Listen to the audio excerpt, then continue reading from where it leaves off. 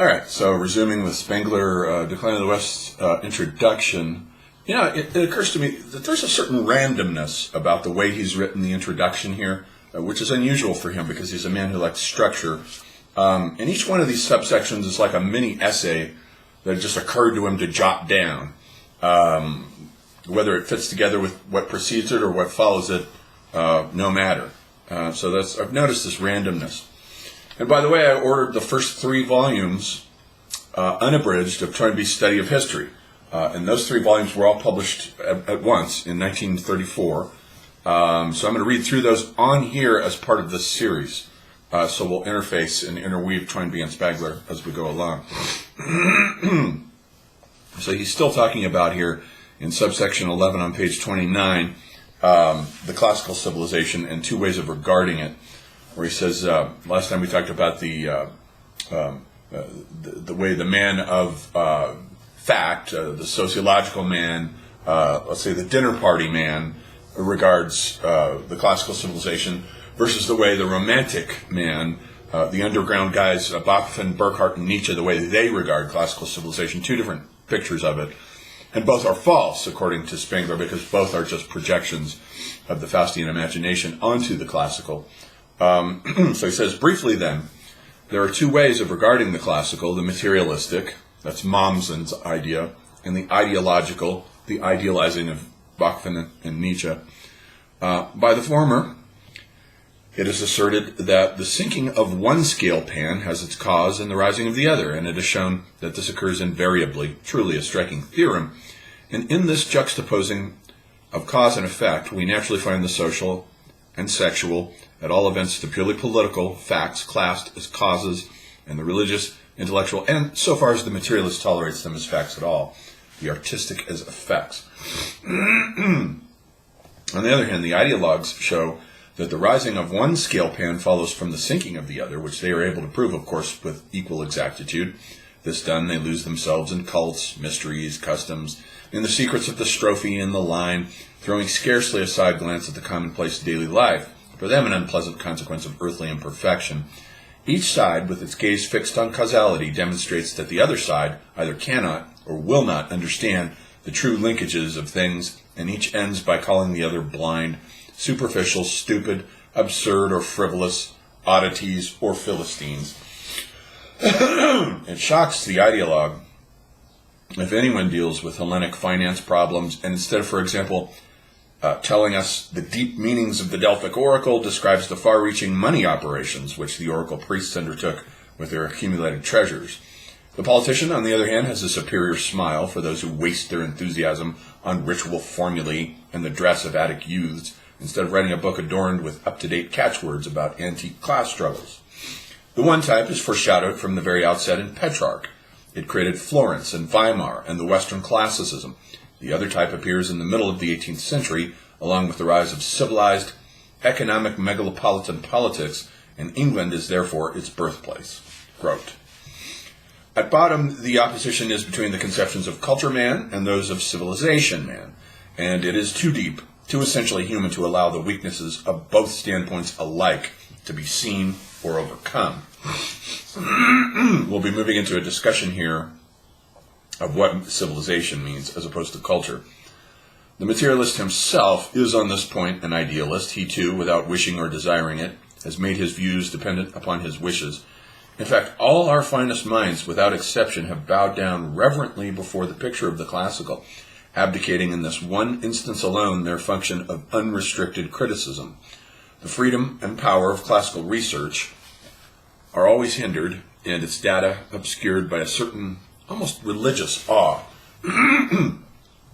In all history, there is no analogous case of one culture making a passionate cult of the memory of another.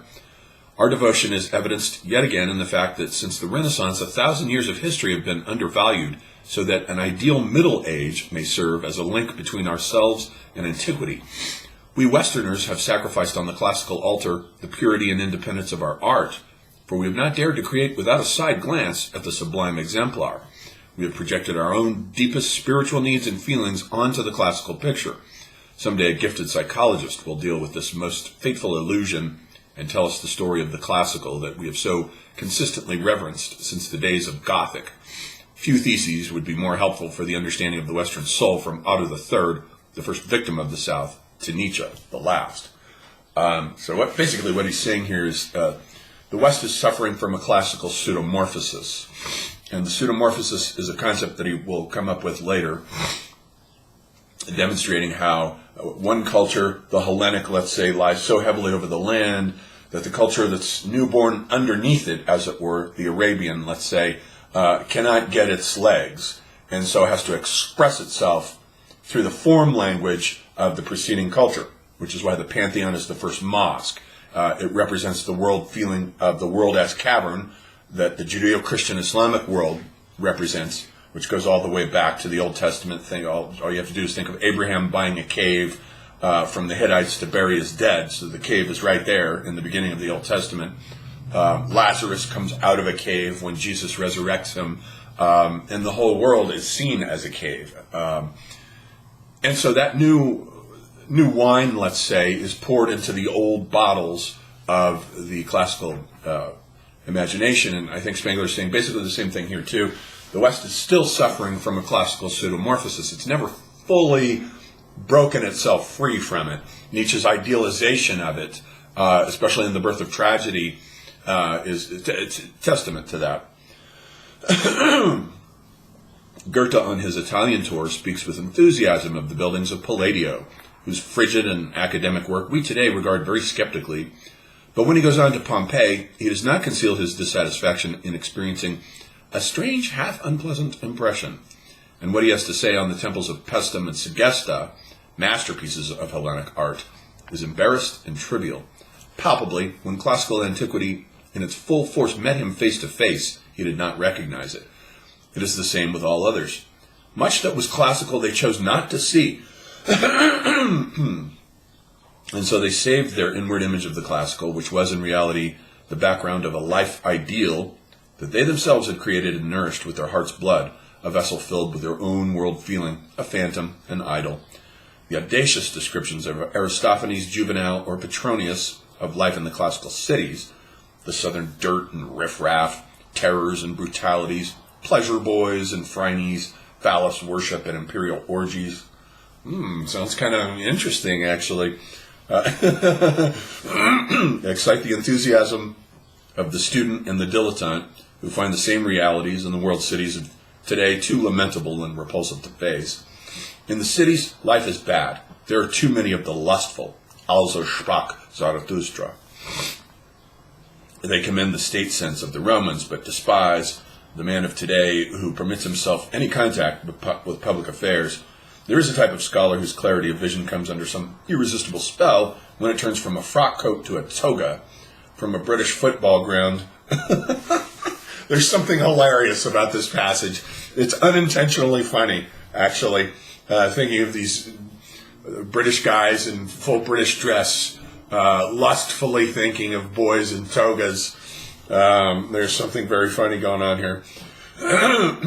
From a British football ground to a Byzantine circus, from a transcontinental railway to a Roman road in the Alps, from a 30-knot destroyer to a trireme, from Prussian bayonets to Roman spears, nowadays even from a modern engineer's Suez Canal to that of a pharaoh. He would admit a steam engine as a symbol of human passion and an expression of intellectual force if it were Hero of Alexandria who invented it, not otherwise. And Hero of Alexandria did indeed invent an early steam engine. To such it seems blasphemous to talk of Roman central heating or bookkeeping in preference to the worship of the great mother of the gods. But the other school sees nothing but these things. It thinks it exhausts the essence of this culture, alien as it is to ours, by treating the Greeks as simply equivalent, and it obtains its conclusions by means of simple factual substitutions, ignoring altogether the classical soul, that there is not the slightest inward correlation between the things meant by republic, freedom, property, and the like, then and there, and the things meant by such words here and now. It has no notion whatever. It makes fun of the historians of the age of Goethe, who honestly expressed their own political ideals in classical history forms, and revealed their own personal enthusiasms and vindications or condemnations of lay figures named Lycurgus, Brutus, Cato, Cicero, Augustus, but it cannot itself write a chapter without reflecting the party opinion of its morning paper. It is, however, much the same whether the past is treated in the spirit of Don Quixote or in that of Sancho Panza. Neither way leads to the end. In sum, each school permits itself to bring into high relief that part of the classical which best expresses its own views. Nietzsche, the pre-Socratic Athens, the economists, the Hellenistic period, the politicians, Republican Rome, poets, the imperial age. Not that religious and artistic phenomena are more primitive than social and economic, any more than the reverse. For the man who in these things has won his unconditional freedom of outlook, beyond all personal interests whatsoever, there is no dependence, no priority, no relation of cause and effect, no differentiation of value or importance. That which assigns relative ranks amongst the individual detailed facts is simply the greater or less purity and force of their form language, their symbolism, beyond all questions of good and evil, high and low, useful and ideal. Okay, so there's that little section. That was kind of fun, actually. Note that Spengler is portraying himself, these two scales that he's weighing with the romanticists and the pragmatists, and both of their idealized visions of classical civilization. He sees himself as outside and beyond both. He does not idealize the classical civilization, unlike Nietzsche, and let's say that goes all the way down to Robert Graves, is still idealizing the classical civilization with his Greek myths and his I, Claudius. That just keeps on going. And I don't think there has been anyone since Robert Graves who's idealized it to quite that extent. But he sees himself as outside of this dichotomy, as able to objectively weigh the classical civilization as against all other civilizations, seeing none of them as superior to any of the others, only superior in certain respects. So he says in subsection 12, looked at in this way, the decline of the West comprises nothing less than the problem of civilization. We have before us one of the fundamental questions of all higher history. What is civilization, understood as the organic logical sequel, fulfillment, and finale of a culture? This is civilization in opposition to culture. For every culture has its own civilization. In this work, for the first time, the two words hitherto used to express an indefinite, more or less ethical distinction are used in a periodic sense to express a strict and necessary organic succession. The civilization is the inevitable destiny of the culture, and in this principle we obtain the viewpoint from which the deepest and gravest problems of historical morphology become capable of solution. Civilizations are the most external and artificial states of which a species of developed humanity is capable. They are a conclusion, the thing become succeeding the thing becoming, death following life, rigidity following expansion, intellectual age and the stone-built, petrifying world city following Mother Earth, and the spiritual childhood of Doric and Gothic. They are an end, irrevocable, yet by inward necessity reached again and again. Every culture has an end-phase civilization, which Toynbee calls a universal state. That's Toynbee's phrase for civilization, since, and it's perfectly compatible with Spengler's intertranslatable sense. By civilization, Spengler will also mean a Caesarism, but only after a bit of development of decadence, a century or so of decaying democratic world cities that decay into a Caesarism. So, for the first time, we are enabled to understand the Romans as the successors of the Greeks, and light is projected into the deepest secrets of the late classical period. What but this can be the meaning of the fact, which can only be disputed by vain phrases, that the Romans were barbarians who did not precede, but closed a great development. Unspiritual, unphilosophical, devoid of art, clannish to the point of brutality, aiming relentlessly at tangible successes. Sound familiar? Sounds like the Americans to me. They stand between the Hellenic culture and nothingness. An imagination directed purely to practical objects. They had religious laws governing Godward relations, as they had other laws governing human relations, but there was no specifically Roman saga of gods. It was something which is not found at all in Athens. In a word, Greek soul, Roman intellect. That's the opposition. And this antithesis is the differentia between culture and civilization. Nor is it only to the classical that it applies. Again and again there appears the type of strong-minded, completely non-metaphysical man, and in the hands of this type lies the intellectual and material destiny of each and every late period. Such are the men who carried through the Babylonian, the Egyptian, the Indian, the Chinese, the Roman civilizations, and in such periods do Buddhism, Stoicism, Socialism ripen into definitive world conceptions which enable a moribund humanity to be attacked and reformed in its intimate structure. Pure civilization, as a historical process, consists in a progressive taking down of forms that have become inorganic or dead. The transition from culture to civilization was accomplished for the classical world in the 4th, for the Western in the 19th century. From these periods onward, the great intellectual decisions take place not as in the days of the Orpheus movement or the Reformation in the whole world, where not a hamlet is too small to be unimportant, but in 3 or 4 world cities that have absorbed into themselves the whole content of history, while the old wide landscape of the culture, become merely provincial, serves only to feed the cities with what remains of its higher mankind. World, city, and province. The 2 basic ideas of every civilization bring up a wholly new form problem of history, the very the problem that we are living through today with hardly the remotest conception of its immensity. In place of a world, there is a city, a point in which the whole life of broad regions is collecting while the rest dries up.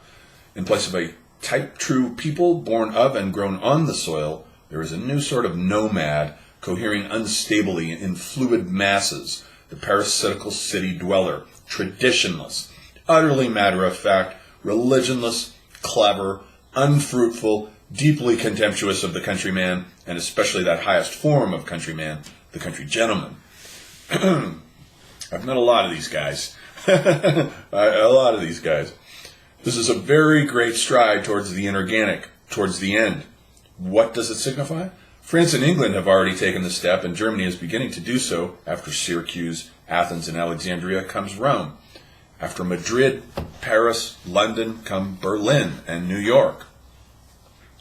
It is the destiny of whole regions that lie outside the radiation circle of one of these cities, of old Crete and Macedon, and today the Scandinavian North, to become provinces. He's got a footnote here that says, one cannot fail to notice this in the development of Strindberg, and especially in that of Ibsen, who was never quite at home in the civilized atmosphere of his problems. The motifs of Brand and Rosmersholm are a wonderful mixture of innate provincialism and a theoretically acquired megalopolitan outlook, nor is the very type of the provincial derailed by reading, like Madame Bovary, who was also derailed by reading.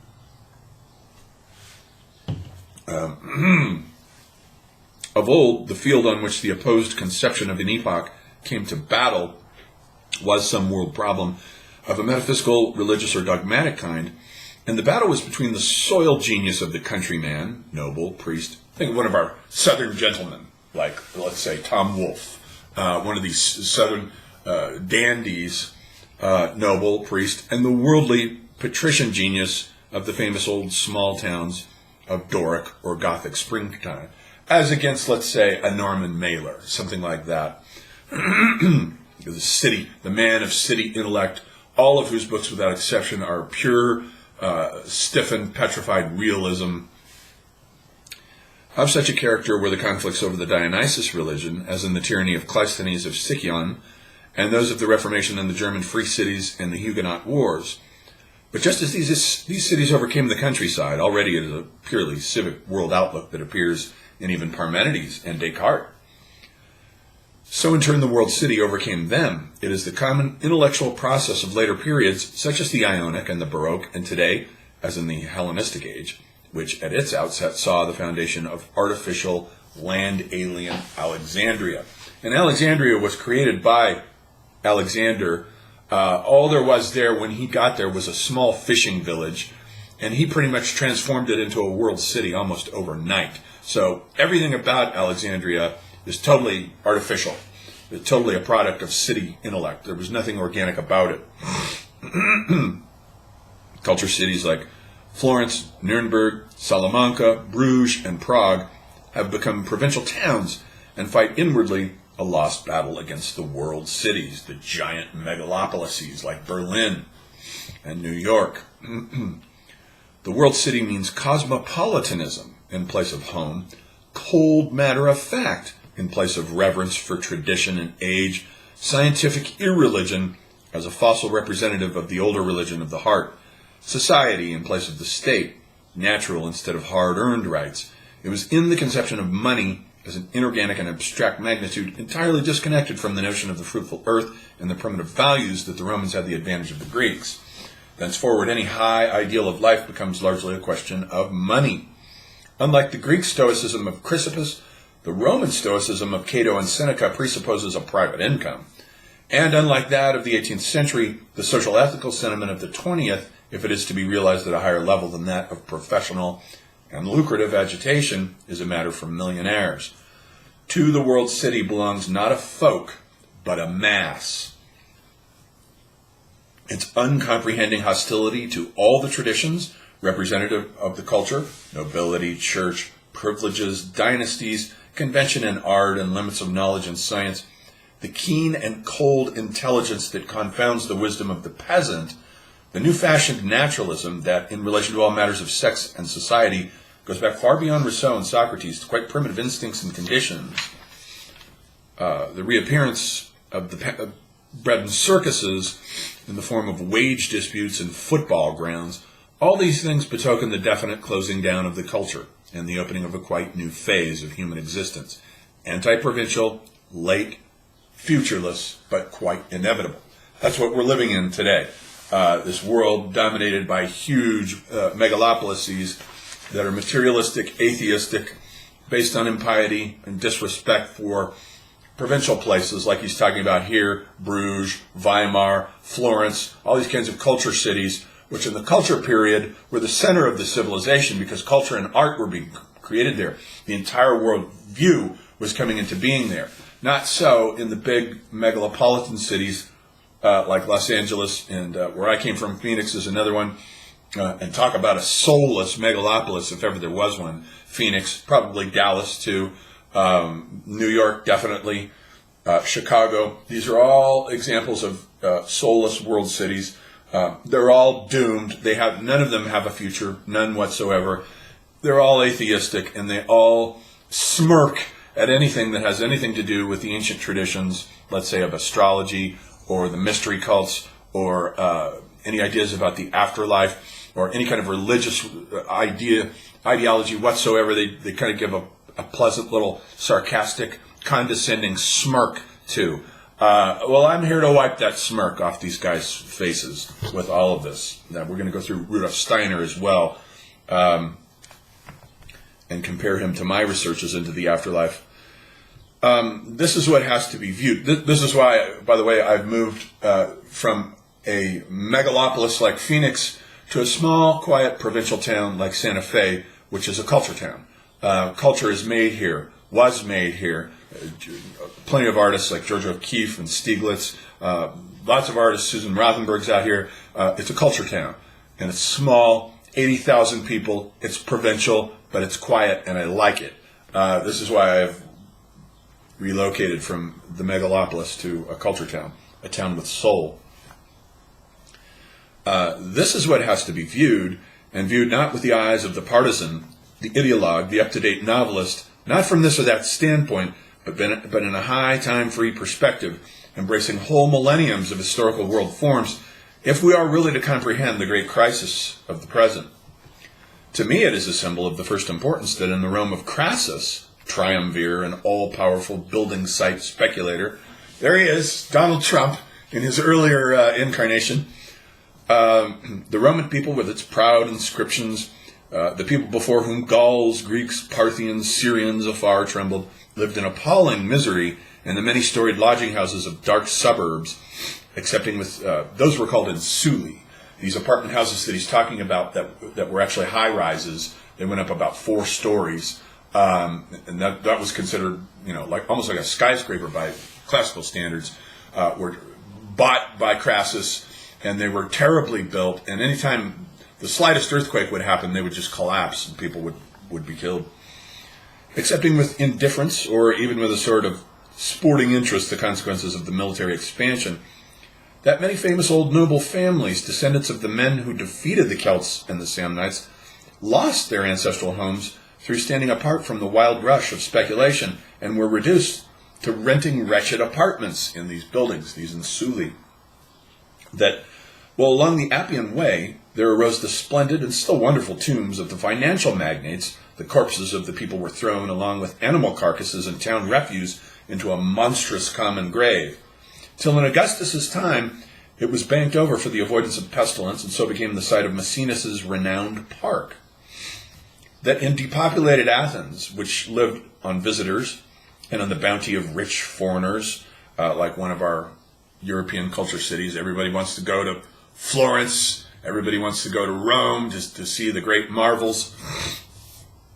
Likewise, everybody went to Athens to see the great marvels there, which lived on visitors and on the bounty of rich foreigners. The mob of parvenu tourists from Rome gaped at the works of the Periclean age, with as little understanding as the American globetrotter in the Sistine Chapel, which is what I just said.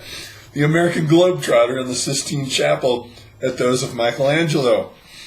You can just imagine this idiot, just the average American idiot, or with the phrase, the ugly American, standing there looking at the Sistine Chapel, trying to take pictures, thinking that taking photographs of it somehow amounts to something. Every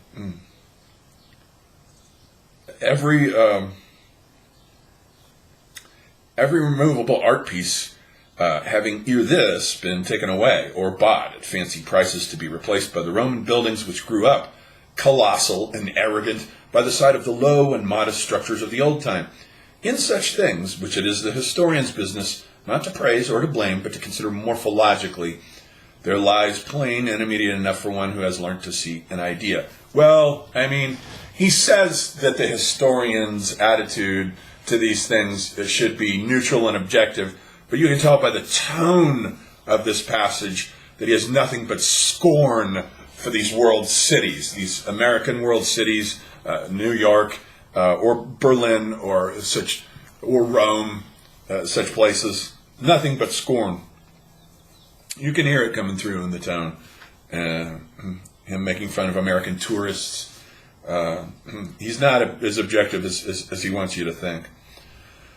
For it will become manifest that from this moment on, all great conflicts of world outlook, of politics, of art, of science, of feeling, will be under the influence of this one opposition. What is the hallmark of a politic of civilization today, in contrast to a politic of culture yesterday? It is for the classical rhetoric and for the Western journalism, both serving that abstract which represents the power of civilization, money. It is the money spirit which penetrates unremarked the historical forms of the people's existence, often without destroying or even in the least disturbing these forms. The form of the Roman state, for instance, underwent very much less alteration between the elder Scipio and Augustus than is usually imagined. Though forms subsist, the great political parties nevertheless cease to be more than reputed centers of decision. The decisions, in fact, lie elsewhere. A small number of superior heads, whose names are very likely not the best known, settle everything, while below them are the great mass of second-rate politicians, rhetors, tribunes, deputies, journalists, selected through a provincially conceived franchise to keep alive the illusion of popular self-determination. And art? Philosophy? The ideals of a Platonic or those of a Kantian age had for the higher mankind concerned a general validity, but those of a Hellenistic age, or those of our own, are valid exclusively for the brain of the megalopolitan. For the villagers, or generally the nature man's world feeling, our socialism, like its near relation Darwinism, how utterly un-Goethean are the formulae of struggle for existence and natural selection.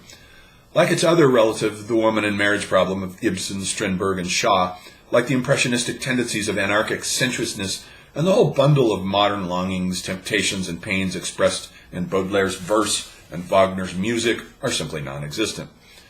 I lost the point there. I mean, see, his sentences are impossibly long and overfreighted with clauses that you lose what he was talking about: art, philosophy, for the villagers of the nature man's world feeling, are simply non-existent. Okay, this is all civilization man. Nature man has no feeling for the Wagner or Baudelaire. That's all for the elite of the megalopolis. The smaller the town, the more unmeaning it becomes to busy oneself with painting, or with music of these kinds. To the culture belong gymnastics, the tournament, the agon. To the civilization belongs sports. This is the true distinction between the Hellenic palaestra and the Roman circus, and the scale of it with the Colosseum and so forth. Art itself becomes a sport, hence the phrase art for art's sake, to be played before a highly intelligent audience of connoisseurs and buyers, whether the feat consist in mastering absurd instrumental tone masses and taking harmonic fences, or in some tour de force of coloring.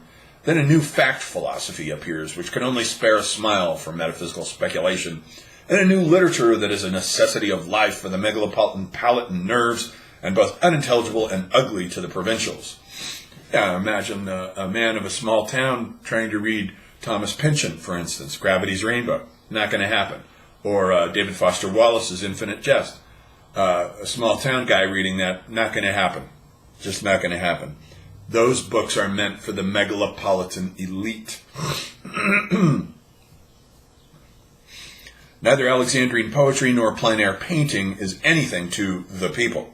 And then as now, the phase of transition is marked by a series of scandals only to be found at such moments. The anger evoked in the Athenian populace by Euripides, and by the revolutionary painting of Apollodorus, for example, is repeated in the opposition to Wagner, Manet, Ibsen, and Nietzsche.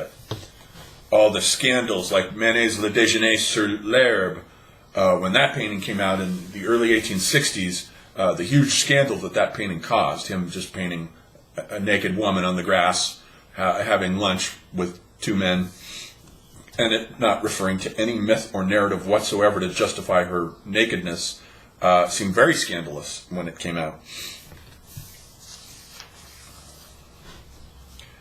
It is possible to understand the Greeks without mentioning their economic relations. The Romans, on the other hand, can only be understood through these. Chaeronea and Leipzig were the last battles fought about an idea. In the First Punic War and in 1870, economic motives are no longer to be overlooked. Not till the Romans came with their practical energy was slaveholding given that big collective character which many students regard as the die stamp of classical economics, legislation, and way of life, and which in any event vastly lowered both the value and the inner worthiness of such free labor as continued to exist side by side with gang labor. And it was not the Latin but the Germanic peoples of the West and America who developed out of the steam engine a big industry that transformed the face of the land. The relation of these phenomena to Stoicism and to socialism is unmistakable. Not till the Roman Caesarism, foreshadowed by C. Flaminius, shaped first by Marius, handled by strong-minded, large-scale men of fact, did the classical world learn the preeminence of money. Without this fact, neither Caesar nor Rome generally is understandable. In every Greek is a Don Quixote, in every Roman a Sancho Panza factor, and these factors are dominant. The very fact that he identifies the Roman character with a kind of parody, a comical character like Sancho Panza, tells you which he values the most. Don Quixote, of course, the man of learning and erudition, misguided perhaps, but erudite nonetheless. And so that's his first swipe that he takes at the decadence of the great megalopolis, the great cynical, arrogant, and proud world city that condescends to the provinces and small towns and earlier culture places, condescends to anyone having the least bit. There is no such thing as a country atheist. No such thing. But atheism is, of course, the mark of the megalopolitan man, and there is almost no such thing as a spiritual megalopolitan man. This is why Rudolf Steiner had a hard time finding a city to situate the world that he wanted to build. That great building, the Gertanum, that he constructed. He had to move from city to city, finding the right place that would accept it, because it certainly wasn't going to be accepted to be built in a megalopolitan place. Not that he really wanted it there, but no megalopolis would have dared allow a Rudolf Steiner to build a Gertanum. No way. No fucking way. Not going to happen. The megalopolitan man is irreligious and unspiritual by character. He thinks all of that has been outmoded. He has a condescending smile for it, and he thinks that belongs to the olden days when men used to believe in such things. So it's interesting the ironies that abound here with all of this. The culture man versus the man of civilization.